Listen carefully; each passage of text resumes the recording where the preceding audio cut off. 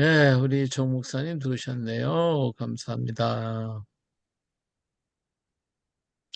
자, 오늘은 아홉 번째 시간, 가야인 그들은 누구인가? 세 번째 시간이 되겠습니다.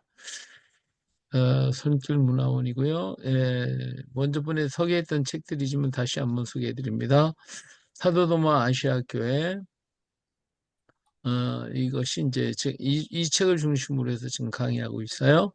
그다음 복음과 훈민정, 우리 한글 전도법에 대해서 한 것이고요. 이건 가야 심포지엄, 우리 김해에서 심포지엄 열었을 때 그걸 모아놓은 가야 자료가 되겠죠. 책이 있고요. 그 다음에 이건 실용 한글, 우리 성경으로 본 훈민정음, 루세 이야기, 그리고 염동 목사님 쓰신 한국과 이스라엘 역사의 비밀 시 있고요. 이것은 우리 손길 문화원 소개 책자입니다. 이번에 우리 이제 아리랑 디아스포라고 해서 우리 그 성지 순례 코스를만 이렇게 정리를 해놓은 책이 아마 4월 달쯤에 아마 나오지 않을까 생각이 돼요.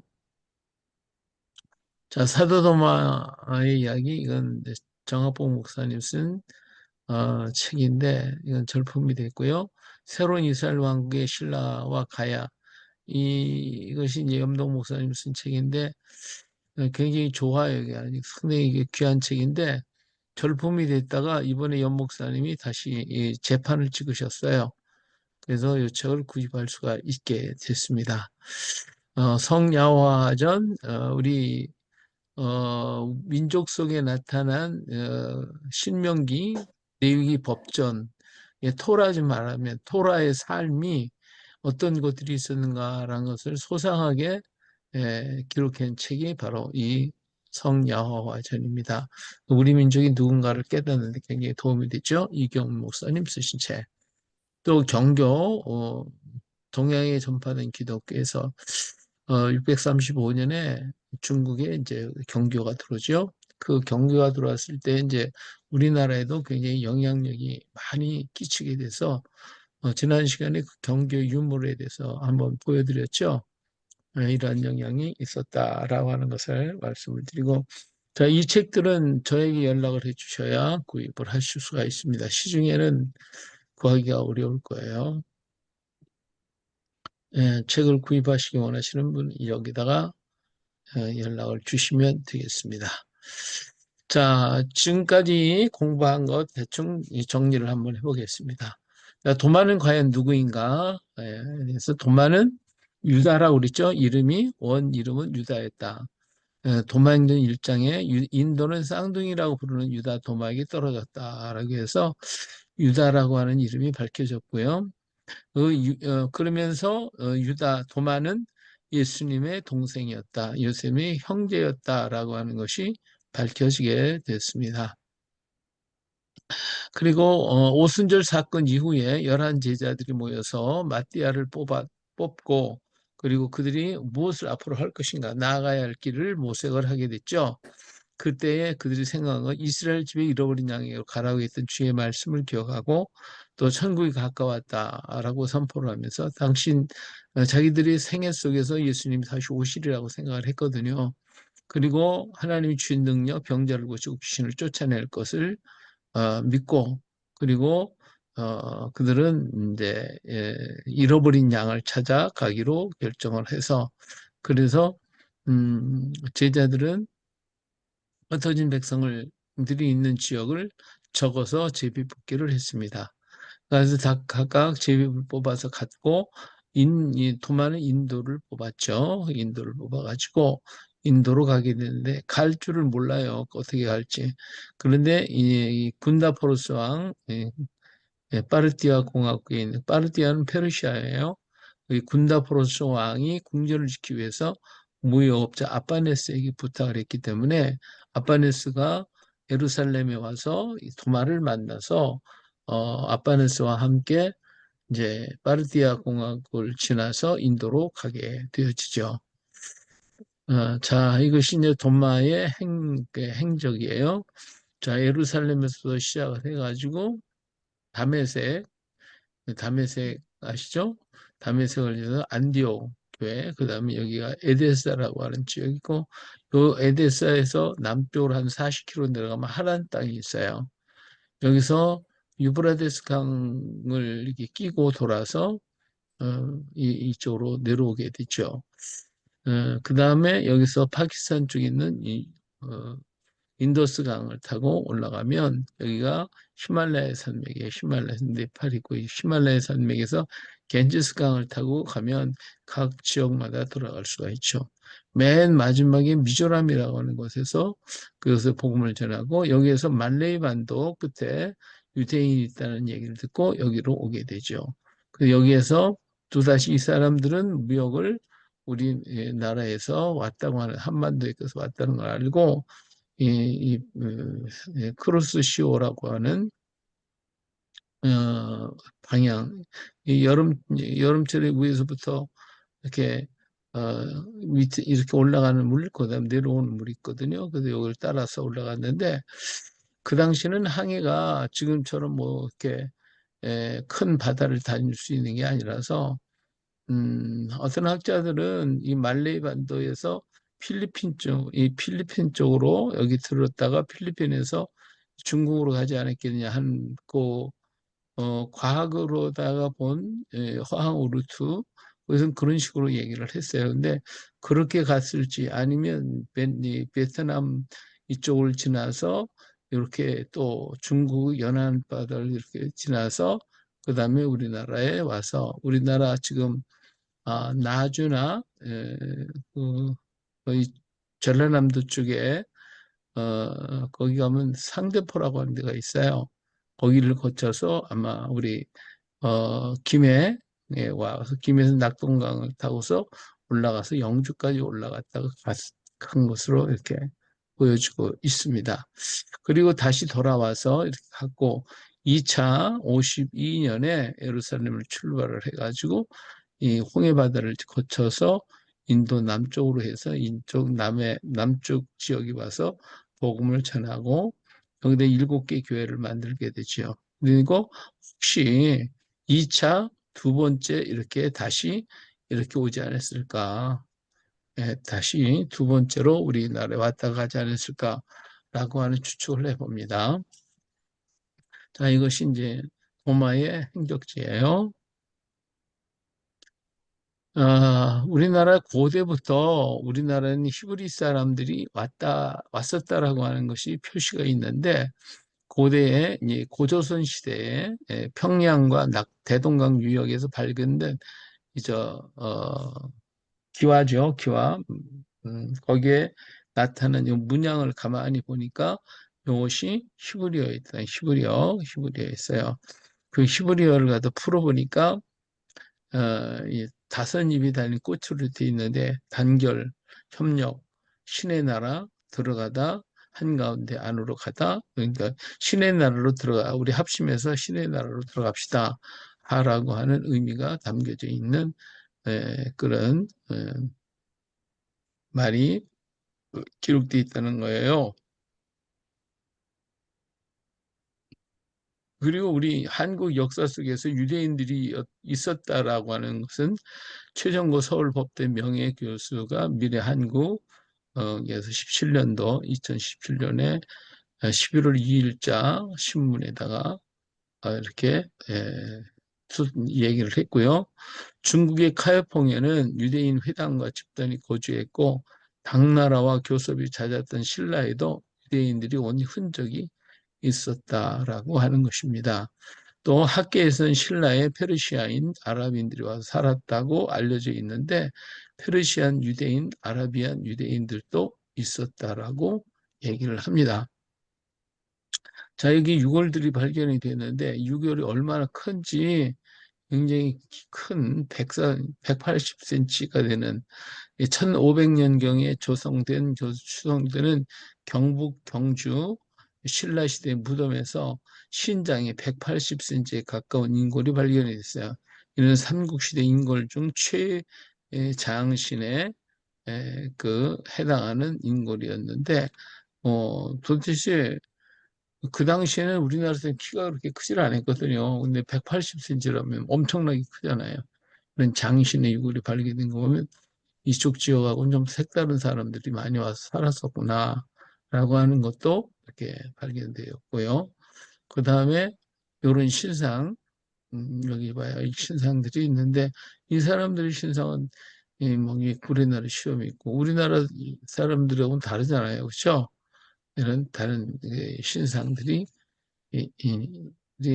있는 것이 이렇게 나타나고 있어요. 그리고 이 왕릉에 가보면 이렇게 사자가, 암사자, 숫사자가 이렇게 지키고 있는 모습을 볼 수가 있습니다. 사자가 아주 그냥 잘생겨서 그냥 어르렁거리고 있는데요. 그냥 대단해. 네 마리가 이쪽과 저쪽 암사자, 숫사자 네 마리가 이렇게 지키고 있는 음, 방이에요.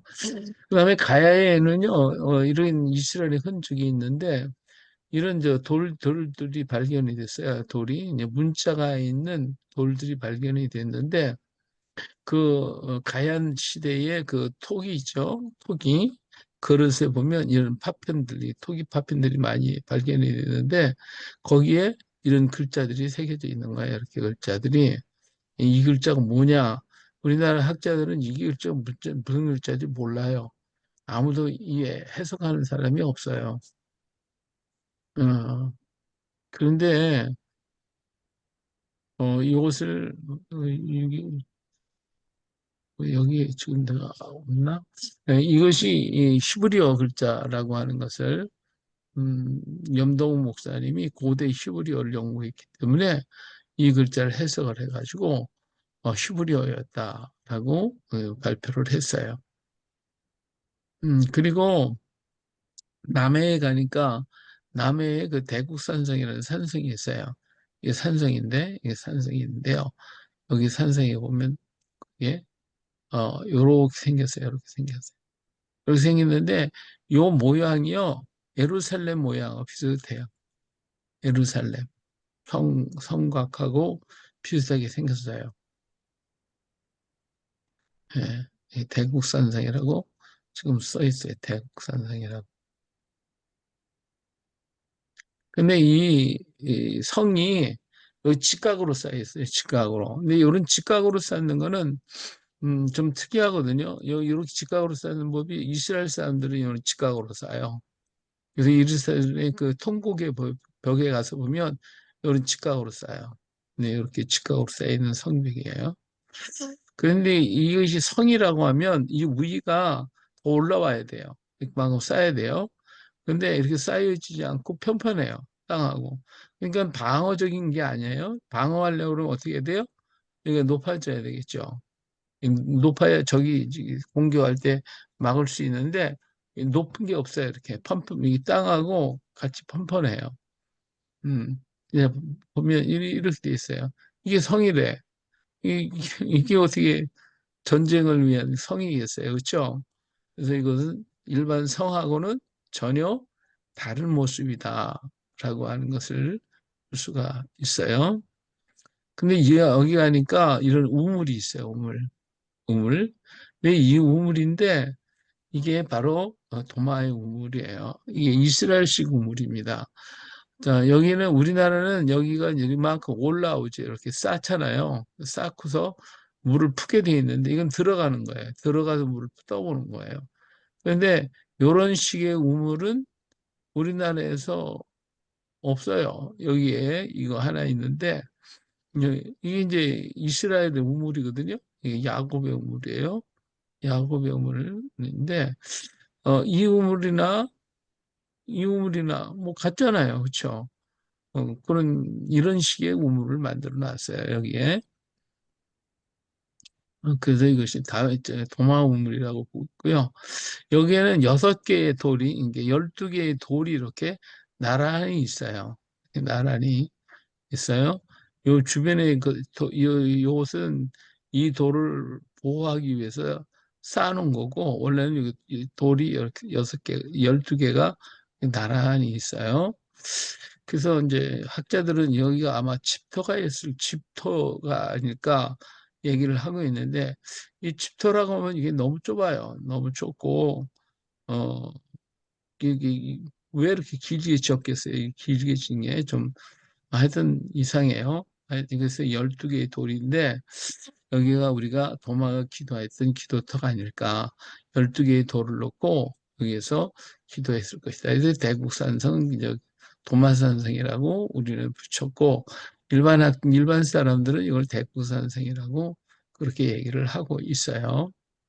그래서 사람들이 이제 우리들 여기 가면 여기에서 이 돌 위에 서가지고 다들 기도하고 찬송하고 옛날에 아마 도마가 12지파를 놓고 엘리야가 기도하듯이 기도하지 않았을까. 우리는 그렇게 보고 있습니다. 자, 그런데요. 왜 우리가 이렇게 생각을 하냐면 요 산 밑에 내려가면요. 요 산 밑에 내려가면 뭐가 있냐면 도마 마을이 있어요. 도마 마을. 여기 봐요. 여기 동도마 마을이라고 써 있죠. 보여요? 예, 네. 네. 네, 이게 동도마 마을. 이게 도마 마을이라고 있고요. 여기도 보면 도마 마을이 있어요. 여기 이제 남해거든요. 남해. 음, 여기 이제 도마 초등학교가 있어요. 도마 학교. 도마에 행복한 도마가 있어요. 여기 왜 도마 어린이. 죠? 예, 이 도마 초등학교에 도마 초등학교. 예,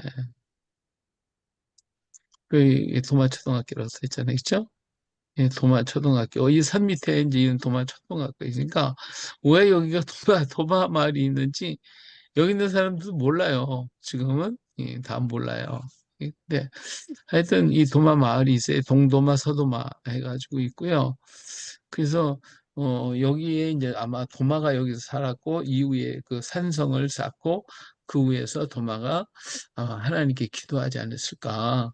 네, 이건 뭐 어떤 근거가 있는 건 아니에요. 어디 모두 자료가 나온 것도 아니니까 다만 우리는 이 도마 마을이 있고 그리고 그 위에 산성이 꼭 이스라엘 산성하고 비슷하게 만들어 놨기 때문에 그렇지 않았을까 이렇게 지금 생각하고 하는데 어떤 자료가 나오질 않았으니까 뭐 확실하게 이렇다 저렇게 말씀드리기는 좀 어려워요. 그렇다는 것은 아시면 되겠어요. 자, 그리고 여기에 이제 우리 유물들이 여기에 나왔는데 그 지산동에서 나온 게 이 지산동에는 이 저 구슬이거든요. 예, 저 뭐야 이걸 방울이에요. 근데 이 방울 모습이요.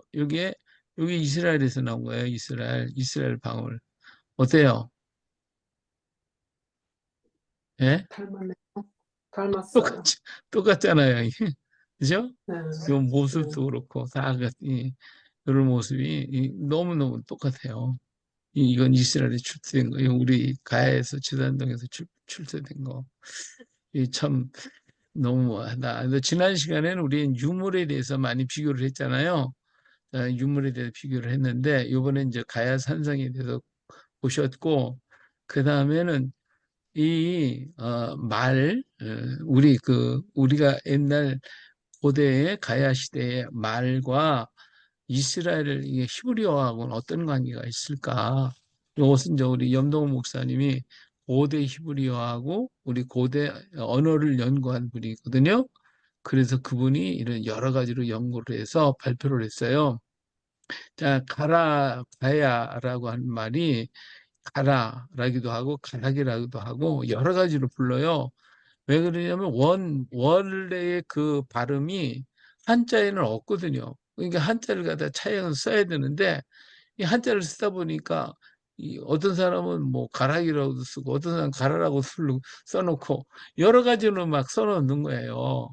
비슷한 발음을 찾으니까. 그러나 아마 이것이 히브리어 키르나 키랏 이런 데서 오지 않았을까. 그래서 이걸 갖다가 가라락이라고 부르기도 했고 그렇지 않습니까? 히브리어는 키르나 키랏이 성, 도, 나라라는 의미가 있어요. 그리고 이제 신라가 옛날에 계림이 있었다 그래. 계림이라고 하는 거기에서 김말지가 알에서 나왔다고 하는 그 알이 여기서 발견이 됐다. 그래서 계림이라고 불렀는데 우리 뭐 닭이 불렀으니까 계림이라 뭐 이렇게 말은 해요 학자들은. 근데 이 게림이라고 하는 말은요, 히브리어 키림이라고 하는 말이 있어요. 이 키림이라고 하는 말, 하고 같은 말이에요. 그래서, 아, 이 히브리에서 온 말 같구나. 또, 김해를 갖다가요, 우리는 이제 구야국이라고 해서 옛날에는 구야국이었거든요. 김해가 구야국이었어요. 이 구야라고 하는 말이 고이, 고야, 뭐 이런 말이 아닐까, 이렇게 지금 보고 있고요. 이게 이제 골짜기, 또 백성, 민족, 구야가 더 구이로 바뀌어지고, 이렇게 변천되어 가는 그런 모습을 통해서 히브리어였을 것이다. 그러니까 그렇게 말씀을 얘기를 하고 있어요. 자, 합천에 가면 다라국이라고 있어요. 다라국. 거기 그 다라국인데, 여기 다라라고 하는 말이 이 구슬이라는 말이거든요. 이 구슬이 많이 출토되어 있어요. 그리고 로마니그라스가 출토되었고, 용봉불한테도 내로부터 같은 칼이 많이 발견이 됐어요. 이 다라라고 하는 말이 일본어로 히브리어는 다르라고 다르가 구슬이라는 뜻이거든요. 이게 다라국이나 다르나 같은 말이잖아요. 같은 말. 근데 이것이 일본어로 건너서 다마라고 불렀단 말이에요. 다마. 아시죠? 일본말로 다마. 구슬이라는 뜻이잖아요. 그렇죠? 그래서 이제 일본은 이 다라국을 다마라고 부르고 히브리어는 다르라고 불렀단 말이에요.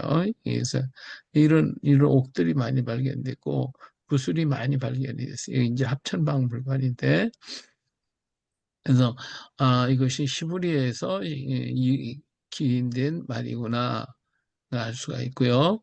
자, 하만을 또 아라가야라고도 하고 있는데 일본에 가면 안나라고 불러요. 근데 히브리어는 아르라고 그러거든요. 아르. 이거 성읍, 나라는 의미가 되는데 그러니까 이것도 히브리어하고 똑같아요. 그렇죠?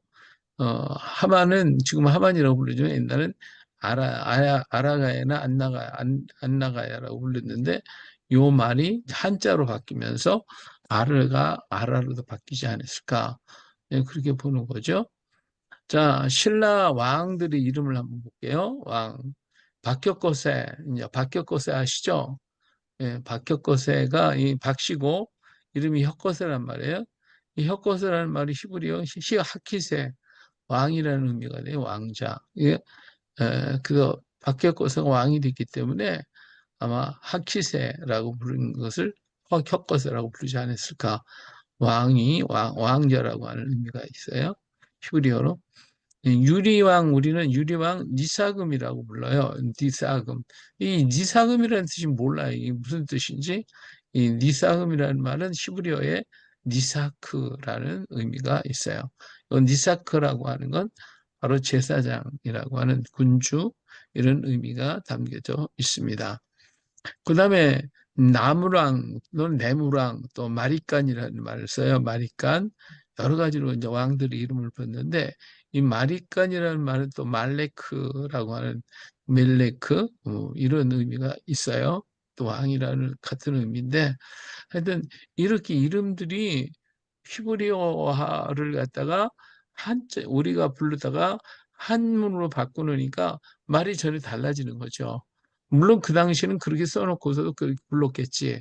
그런데 후대 사람들은 그걸 모르잖아요. 그렇죠? 그러니까 그 한자만 가지고 읽으니까 이렇게 나오는 거예요. 자, 우리는 백제 왕을 갖다가요, 어라하라고 불러요. 백제는 이 왕을 어라하라고 부르거든요. 근데 이것은 히브리어로 엘라하, 이 엘라하. 이런 하나님이라고 하는 의미인데, 하나님이라는 뜻인데, 난 백제가 망한 이유가 어라라는 이름 때문에 망하지 않았나 싶어요. 저희가 하나님이라고 그랬으니까, 예, 이러한 말들이 다 히브리어에서 왔단 말이에요. 그리고 여기 이제, 여기 한만에서 발견한 그 유물 그릇이는데 십자가의 문양이 탁 나타나는 십자가 문양. 이 십자가가요. 이게 도마 십자가와 똑같이 생겼어요. 도마 십자가. 예. 그래서 이제 그리고 여기 하만에 아라가야인데 여기 요곳 있죠. 이것이 이게 불꽃이거든요. 이게 성령의 불꽃 같고 때는 뭐 같아요? 피 같잖아요. 방울방울 떨어지는 피 같잖아요. 그래서 여기에서 나오는 그릇들이 전부 이렇게 생겼어요. 혹시 그릇 중에 이렇게 구멍이 이렇게 뚫어져 있는데 이 구멍이 이런 식으로 뚫려 있다. 그건 아라에서 나온 거예요. 아라에서.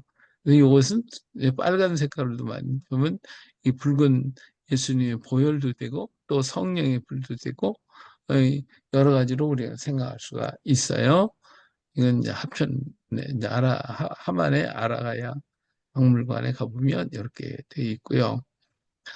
자, 단어를 우리 한번 찾아볼까요? 엄마를 옛날에 뭐라고 불렀어요? M이라고 불렀어요. M이. 히브리어는 M, M이라고 했어요. M이. M이에요. 아빠는 우리는 아비멜렉, 아브라함 그러잖아요. 그래서 이 아비라는 말은 아부, 아비아달, 아비가일 이게 전부 다 같은 아버지라는 뜻이거든요. 그래서 아부나 아비는 전부 다 아비라는 뜻이에요. 아버지라는 뜻이. 우리도 아비라고 불러요. 음. 그리고 아들을 옛날에는 아드렛이라고 불렀어요. 아들의 이것은 예. 아들이라고 불렀는데 이 저기 히브리어는 아드렛 또는 벤이라고 불러요. 그래서 음, 벤허 그러면 허의 아들 이런 의미가 되겠죠. 딸을 15세기에는요. 우리는 딸이라고 부르질 않았어요. 딸을 바달이라고 얘기를 했거든요. 바달. 히브리어는 바트라고 불렀어요. 딸을 바트라고 불러요. 형제, 우리 아우 뭐 이제 15세기까지는 형제를 아흐라고 불렀고요. 꿈을 우리는 옛날에는 꿈을 하람이라고 불렀는데 히브리어는 하람이라고 불러요. 예, 뭐 아까 가야, 키라시라는 것이 있고요. 자, 우리 가라 그러면 시브리어는 카라, 갈래, 가랭이, 게라이브, 또 곡식, 고지르, 구멍, 군마니, 군마치, 나그네, 라케르, 다게르, 네그르, 뭐 이렇게라고요. 나쁘다, 나울르트, 드발라, 뭐 이런 식으로 히브리어나 우리말하고 거의 상통하는 말들이 굉장히 많이 있어요. 특히 이제 그 경상도 사투리에 보면 그런 것들을 많이 볼 수가 있어요. 자, 그런가 하면 우리나라 사람들이 이제 절기를 지키는데 우린 추석 지키잖아요. 추석 8월 15일 날. 근데 이스라엘은 이 날이 이제 초막절이에요. 여기 이제 한 달을 차이가 있어가지고 하는데 달수가. 근데 7월 15일 날 이 사람들 초막절을 지키고 우리는 8월 15일 같은 날이에요, 여기 날이. 음력으로 지키니까 정월 보름에 되면 이스라엘 사람은 초막절을 지키고 우리는 추석을 지켜요. 그래서 다 그때는 초막절은 모든 것을 곡식을 전부 다 거둬들이는 거니까 우리가 추석 때도 마찬가지잖아요. 곡식을 거둬들이고 즐겁게 하나님께 감사하는 거거든요. 예, 그리고 음력을 지켜요. 우리나라도 음력을 지켰어요, 원래. 예, 음력으로 명절을 지켰어. 우리도 이제 설 명절, 양력으로 안 지키고, 원래 명절도 음력으로 지켰고, 우린 달맞이 행사, 햇불놀이, 명절, 날 다 이동하고, 강강술래, 이제 강강술래 하잖아요. 예, 옛날부터 이 강강술래를 했어요, 우리나라 사람들이. 그런데 이스라엘 사람들도 강강술래 해요, 이렇게. 예, 뒹굴게. 예. 예, 같이 이스라엘에서 만났다면 둥글레 이 강강술래서 군인들도 모였다 하면 서로 어깨 동무하고 막 춤을 추고 같이 빙빙빙 돌아요. 이렇게 하고 아기를 낳잖아요. 아기를 낳으면 예수님도 강보에 쌌다고 그랬죠. 강보. 강보가 어떻게 생겼어요? 아시는 분?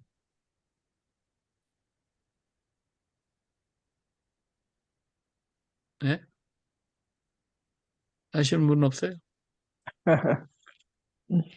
똘똘똘똘 말죠. 상고에.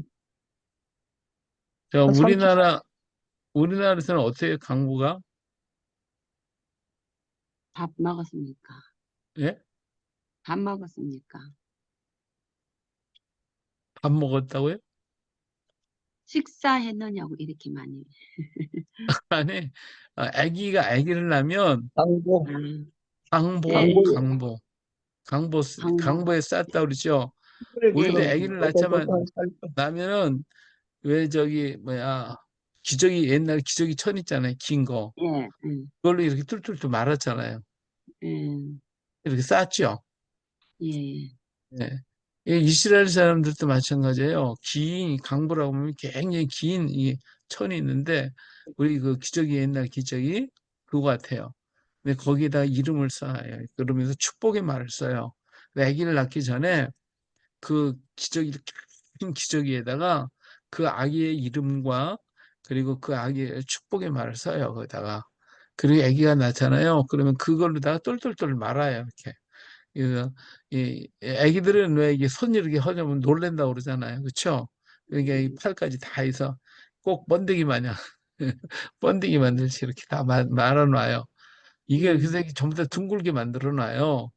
음, 그래서 사람이 죽으면 우리나라는 어떻게 해요? 어떻게, 우리나라도 전부 다 이게 말아놓잖아요. 그렇죠? 다 말아놓고 뭐 5채 매고 9채 매고 뭐 이렇게 매놓잖아요. 그래서 전부 다 이렇게 하는 이유가 뭐냐면 이게 둥근 원 속에는 귀신이 못 들어온대요. 예? 이런 속설을 가지고 있어요. 그래서 이렇게 하는 것도 전쟁이 나거나 뭐 사람 모였다면 이렇게 둥글게 하면서 이게 귀신 들어오지 말라고. 이스라엘 사람도 모였다면 이렇게 하고 아기를 낳으면 아기한테 귀신 손 못 대게 하고 이게 다 말아요. 다 둥글게. 예, 원 안에는 못 들어온다는 거라. 그래서 이렇게 하고 있어요. 이런 풍습이 다 똑같아요. 이런 풍습이. 그다음에 우리 생활 습관을 보면 이스라엘 사람들 물병이 이렇게 머리다 이거나 어깨다 이렇게 짊어지고 다녀요. 그리고 물도 이렇게 깃고 맷돌질도 하고 도리깨 우리가 도리깨하고 똑같아요. 우리 도리깨나 이스라엘 도리깨가 똑같아요. 네, 양이 피를 바르잖아요. 피 뿌리는 역할. 우리는 팥죽 갖다 뿌려요. 이렇게 팥죽 갖다. 우리는 양을 안 키우니까 그런 피가 귀해요. 그래서 팥죽 갖다가 뿌려요. 그래서 정월 달에 이제 이렇게 팥죽 갖다 뿌리고 그러죠. 그 다음에 이제 우리는 무궁화꽃, 그 다음에 샤론의 꽃, 우리 인사하는 것도 우리 안녕하세요. 이제 안녕. 근데 이스라엘 사람은 샬롬. 이것도 샬롬도 안녕인 것 같은 의미가 있거든요. 근데 우리 안녕, 그러니까 세상의 모든 언어 중에서 이렇게 인사를 갖다가 평안을 구하고 평화를 얘기하는 나라는 이스라엘 우리밖에 없어요. 다른 나라는 뭐 오늘 날씨가 좋습니다, 무엇습니다 이런 얘기를 하고 있는데 우리는 평안을 얘기를 해요. 이스라엘 사람들이 이 샬롬이라는 말이요 얼마나 좋으냐면 잘 되는 사람한테 가서 샬롬 그러면 더 잘 되세요 그러는 거. 아픈 사람한테 샬롬 그러면 빨리 나세요 하는. 하여튼 어디서 써도 돼요 이 샬롬은. 그리고 더 이제 강조하려면 샬롬 샬롬 하고 두 번 얘기하면 아주 굉장히 더 축복하는 의미가 돼요. 그래서 이 샬롬이라는 말은 아주 나는 샬롬하는데 당신이 샬롬을 묻는 거지. 이렇게 축복하는 말이 되지. 근데 우리는 안녕 근데 아픈 사람 보고 안녕 그러기는 좀 그렇잖아요. 그렇죠? 같은 말이지만 좀 그런 의미가 있어요. 사람이 죽으면 배옷을 입고 대나무를 짓고 우리 곡을 하죠. 이스라엘 사람도 똑같아요. 대나무 짓고 곡을 해요. 옛날에 우리나라 사람들도 사람이 죽으면 이 곡하는 사람 있잖아요. 곡하는 사람 샀잖아요. 사가지고 그걸로 곡하게 만들었죠. 기억하시는 분 아이고, 있어요? 어, 네? 기억하시는 분? 네. 어, 옛날에 시골에서도 이게 이제 뭐 좀 돈 있는 집안은 누가 돌아가시면 그런 사람 불러요. 그럼 그 사람은 이제 와가지고 곡을 하죠. 그 곡을 아주 구성지게 해요. 그래서 듣는 사람마다 슬프게 할 수 있도록 똑같아요. 이 사람들도 그렇게 곡하는 사람 데려다가 곡을 해요. 그리고 기도할 때 그냥 하는 게 아니라 우리나라 사람들도 이제 옛날에 성황당이라고 해서 돌 갖다 이렇게 세워놓고 있는데 이스라엘 사람도 꼭 돌, 그 다음에 어디에? 나무, 거기다가 이렇게 돌 갖다 세워놓고 아브라함도 보니까 상수리 나무 밑에다가 이렇게 돌멩이 세워놓고 기도하고 야곱이도 돌베개 놓고 기도하고 그렇잖아요. 이 돌을 이렇게 만들어 놓은 돌단을 쌓아놓고 하는 게 많단 말이에요. 예, 우리 요즘에도 산에 가보면 이렇게 돌멩이 갖다 이렇게 많이 쌓아놓은 거 많이들 보죠. 예, 그것이 꼭 전부 다 불교 것이라고 생각을 하는데, 불교는 탑의 문화고, 우리는 탑이 아니라 우리는 돌 덩어리를 이렇게 쌓아놓는 그런 일을 하거든요. 그래서 그거하고 사실은 달라요. 근데 그것을 다 불교적인 문화로 생각을 하는데, 우리 본래부터 이게 돌을 갖다 이렇게 모아놓고 했던 그런 게 있어요. 이게 이스라엘과 똑같아요. 자, 이것은 이제 아까 어, 글자의 모습이고, 이거는 히브리어 히스기야 왕 때 쓴 고대 문자예요. 고대 히브리어. 이런 문자들하고 여기하고 비교를 이렇게 해보면 다 맞아요. 그래서 이제 염동 목사님이 이제 고대 히브리어 기원전 10세기 이제 히브리어의 글자들 모양을 다 하고 여기 이제 가야에 나오는 물자들을 이렇게 정리를 해보니까 이게 다 이렇게 맞는 거예요. 이렇게 다. 예. 그래가지고 이것이 히브리어 알파벳이었구나라고 하는 것을 알 수가 있어요. 그리고 이렇게 글자가 있잖아요. 이렇게 새겨놨어요. 이게 이제 부산 북천박물관에 있는 것이고 문자가 기록이 돼 있어요. 이 기록된 문자는 기원전 10세기 무렵부터 BC 6세기 바빌론이 멸망당할 때까지 이스라엘 왕국에서부터 사용되었던 문자이기 때문에 우리나라에 왔던 사람들은 디아스포라잖아요. 이제 이스라엘이 멸망이 722년, 그 다음에 유다가 586년인데, 그때 망했던 사람들이 동쪽으로 흘러왔단 말이에요. 그러니까 그 사람들 썼던 그 히브리어는 고대 히브리어란 말이에요. 현대 거가 아니고. 그렇기 때문에 현대 히브리어 어째 안 맞으니까 이거 뭐 틀린 거 아니냐고 이렇게 얘기를 하는데, 사실은 고대 히브리어를 공부한 사람들이 우리나라에 많지가 않아요. 그래서 이 염동 목사님 굉장히 귀한 역사를 하고 있는데 이것이 다 고대 히브리어였다는 거죠. 자, 종교학자 클라크는 석굴암의 12나한상의 하나는 유대인 코를 가졌다고 지적을 했어요. 이게 이제 유대인의 코를 가졌다고 그래. 그리고 그 석굴암을 지은 사람이 그 만든 사람이 어, 예수 믿는 사람이었을 거라고 얘기를 해요. 그 이제 불국사도 사실은 옛날 교회 터였다, 교회의 모습이었다라고도 말을 하고 있는데, 어, 어, 또 부인하는 사람도 있지만은 사실은 뭐 불국사 옛날에 그 주지로 있었던 사람도 그렇게 얘기를 했어요. 근데 그 부처가 이제 성꾸라미 부처가 가운데 있잖아요. 가운데 있는데 가운데 바깥으로 12제자가 딱 있어요. 12제자 상이 딱 있어요. 그게 그래서 10이 여기 10이 나한상이라고 했잖아요. 12 나한상들이 쫙 바깥에 둘러 있고요. 그리고 뒤에는 이렇게 후광을 이렇게 비치는 이런 것들이 있단 말이에요. 예, 이런 것들이 다 기독교적인 그런 문화의 모습인데 그것이 이제 불교로 들어와가지고 그렇게 하고 있죠. 예, 한국의 불교 전례사에서는 상당수 인도 유대인, 즉 검은 유대인 혹은 무슈라 불린 불교 유대인이 신라와 백제에서 왔을 것으로 보여요.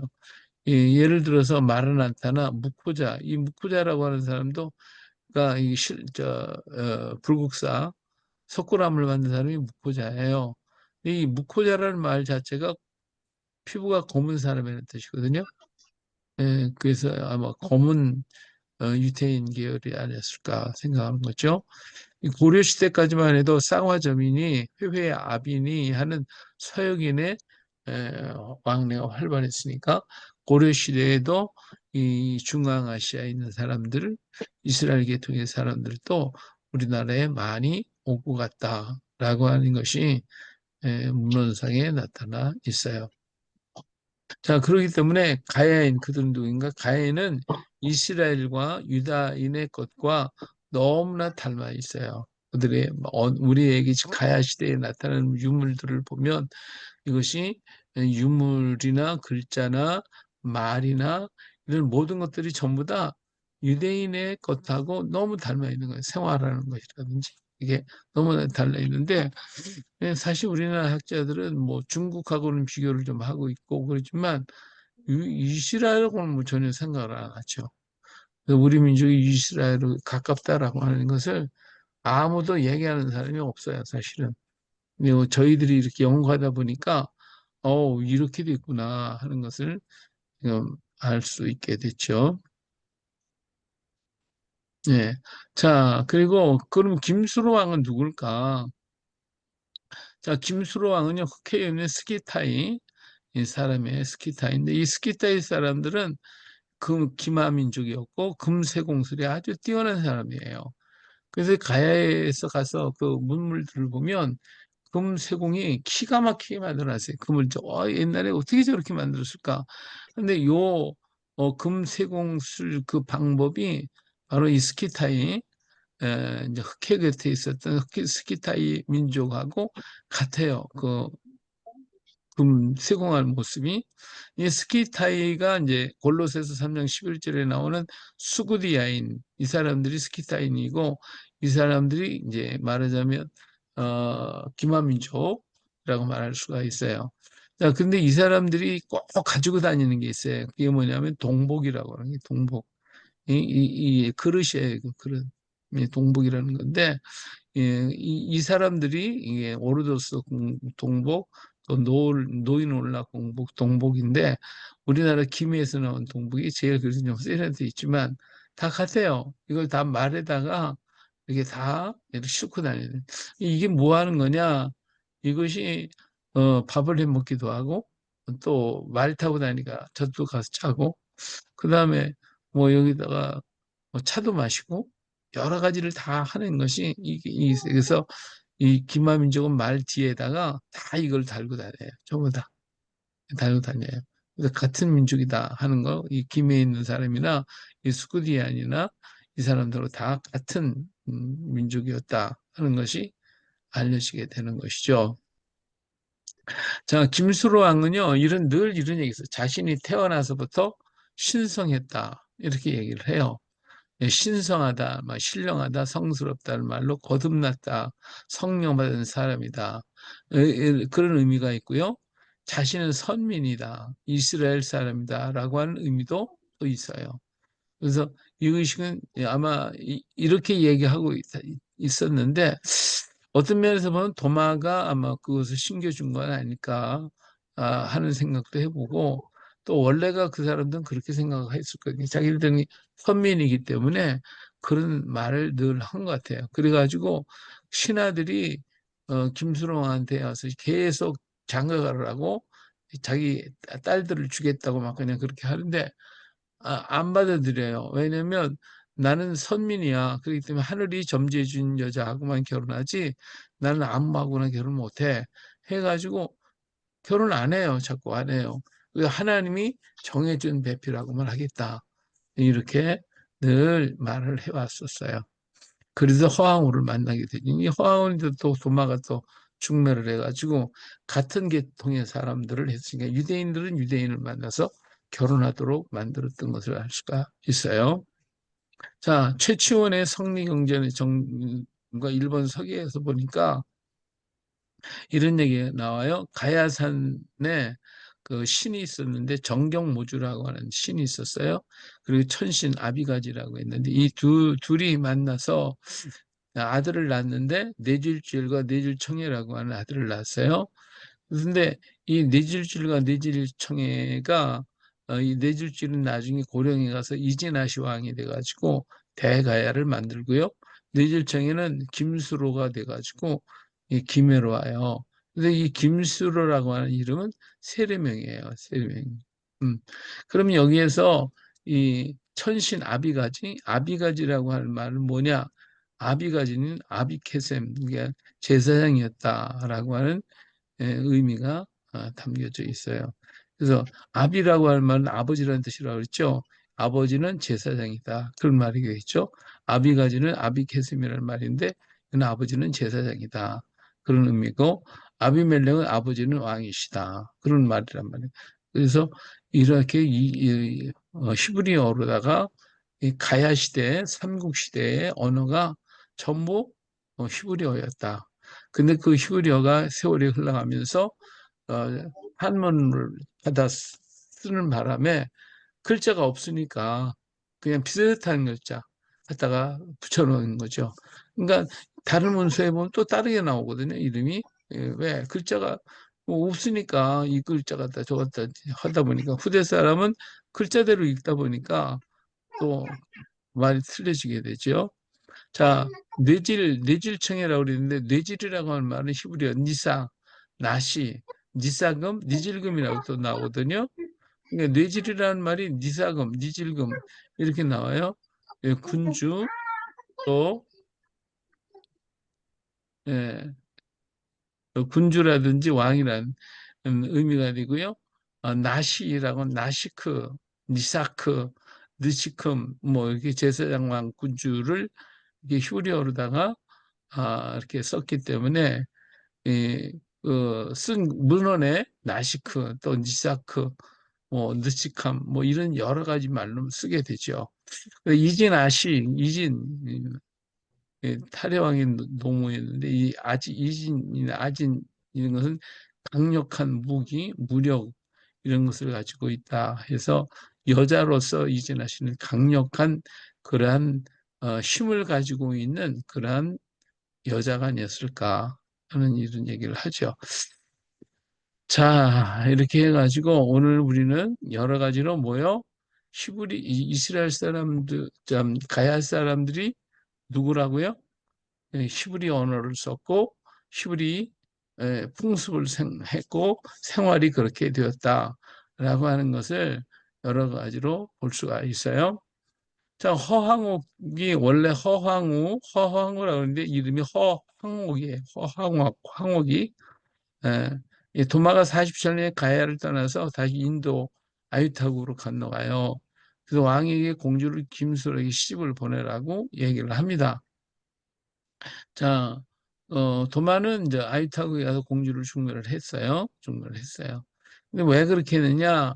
이 사람은 허씨가 누구냐?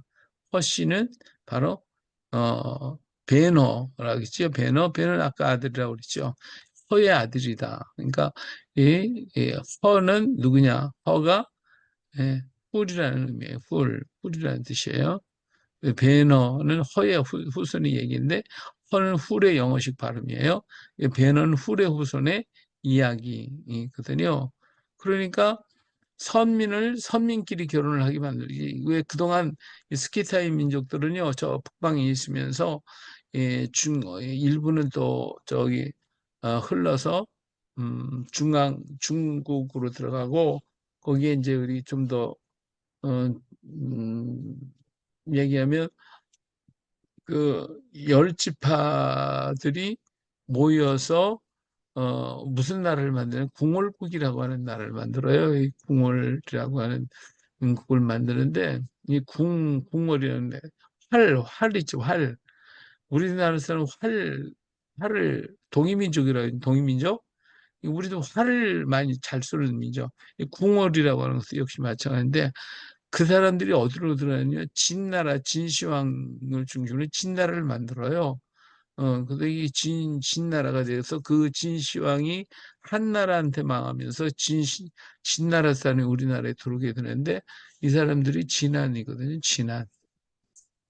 그래서 이렇게 북방에서 이스라엘 사람들이 와가지고 오다가 다른 여러 민족들과 혼혈이 많이 됐단 말이에요.